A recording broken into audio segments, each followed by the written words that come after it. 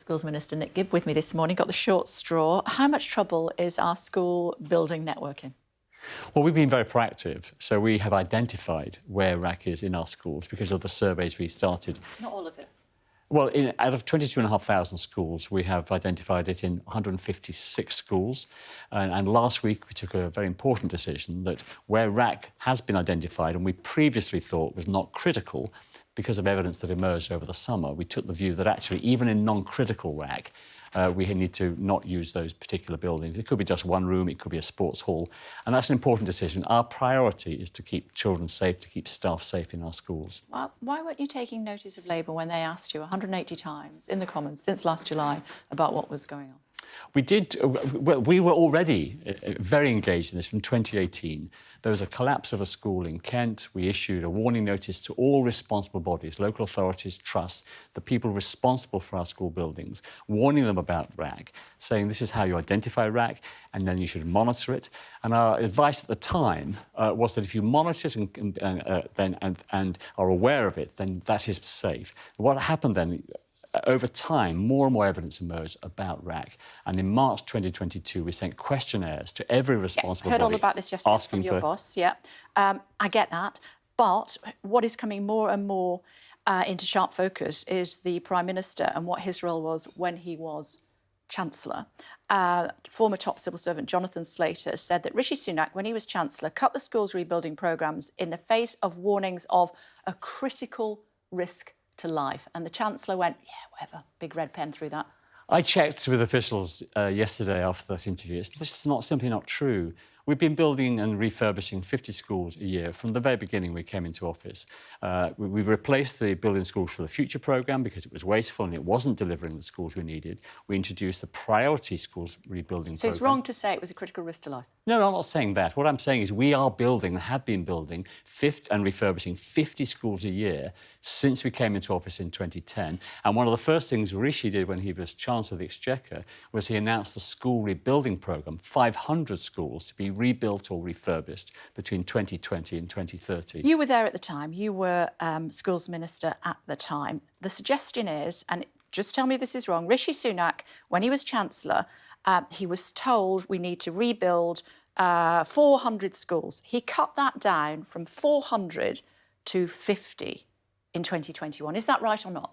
Yes, of course, or no? We put in a bid for 200. Of course, you put in 400 initially. I don't recognise the 400, but we put in a bid for 200. But what Rishi agreed to was to continue the rebuilding programme at 50 a year, consistent with what we've been doing since we came into office. But this work was desperate to be done at that time, and he said, no, you'll have to wait. No, this is no.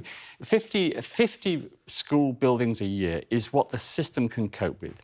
And of course, we put in a bid for 200, but of course the Treasury then has to compare that bid with all the other priorities right across Whitehall, from the health service, from defence and so on, everything. OK, so Jonathan Slater is wrong then. What about the head of the National Audit Office, Gareth Davis? He has accused the government of a sticking plaster approach to essential maintenance. Is he wrong as well?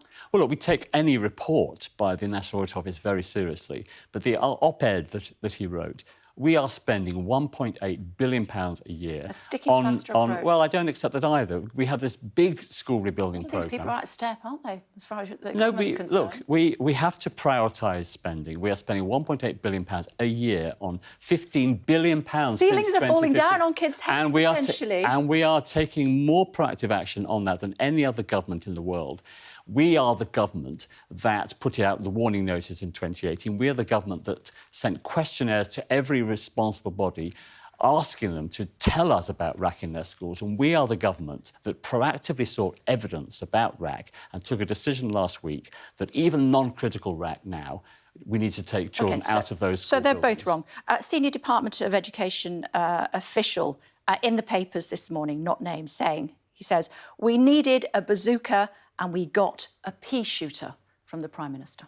This just none of this. I mean, these people can, make anonymous. All these people are out of step with the government. My goodness. Look at what the government is doing. You need better officials. Is that we what have you're saying? very good officials. We are, as I said, we are world leaders. The ones that are sitting on their bottoms. Look, she's apologised for the language she used. What she was frustrated about yesterday was that there's a huge amount of work going on in the Department for Education. We are the most proactive government on this. So why are ceilings falling in? Well, they're not falling in. Well, they did. Well, in isolated cases, we identified evidence of a ceiling RAAC. fell in. Yes, How and can we you took be proactive if ceilings are falling in? Well, if that had fallen on a kid's head, we would be having a very different discussion today. Yes, and we are taking proactive action in terms of changing the guidance, sending in surveyors. The questionnaires that started in March last year. When RAAC was identified or suspected, we sent in surveyors to identify RAAC, whether it's critical or not. When evidence emerged from 2 incidents, one in Scotland, one in England, we sent our own engineers to investigate. From that evidence, how much is it going to cost? How many just finished my sentence? From that evidence, we took the decision last week. I know. That even non-critical RAAC, I know. we would take children out. I know. And that's the controversy. What I don't know is but how we're much being it's very going to cost. cautious. Well, OK, let's talk about costs.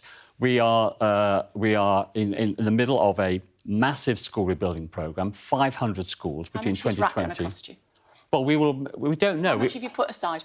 We haven't. Well, we are spending 15. So you don't know how much it's going to No, because we are at the moment, every school that has a problem with RAAC, we are sending in a caseworker to work with the school. In some schools, it will just be one room, a cupboard. In other schools, it will be a sports hall, indeed, or it might be pervasive throughout the school. So it will depend on the level of RAAC in the school. What we are clear about is that no child, no member of staff will be in a room that has RAAC in its ceiling. Are you worried about asbestos?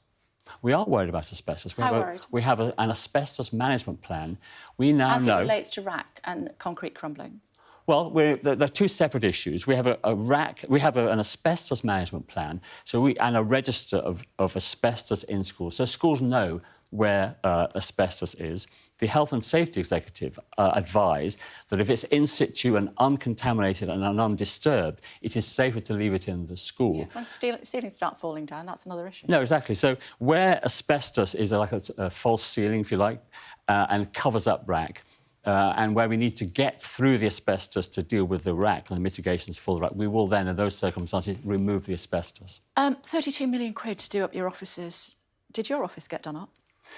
We are on a separate floor. This was signed off not by ministers, but by director, senior level civil servants. Funds? Well, it's very plush, isn't it? It was signed off in 2019.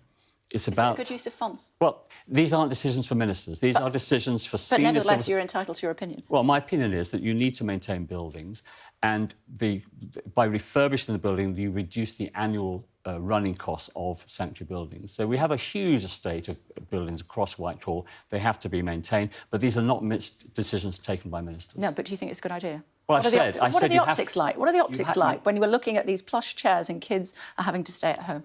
Well, you have to maintain buildings. Yeah, you do. You haven't, though, have you? That's why ceilings are falling in. No, we spend £15 billion. You're talking about 32 million.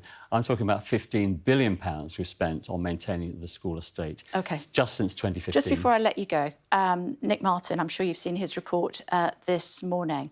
Online schooling, good idea? It can be for some, a small minority of children. I think face-to-face education is far better than online education. But I've read the report that you're referring to, and it's, for some children, it might be the right answer for those children. OK, good to see you. And we regulate to online schools. OK.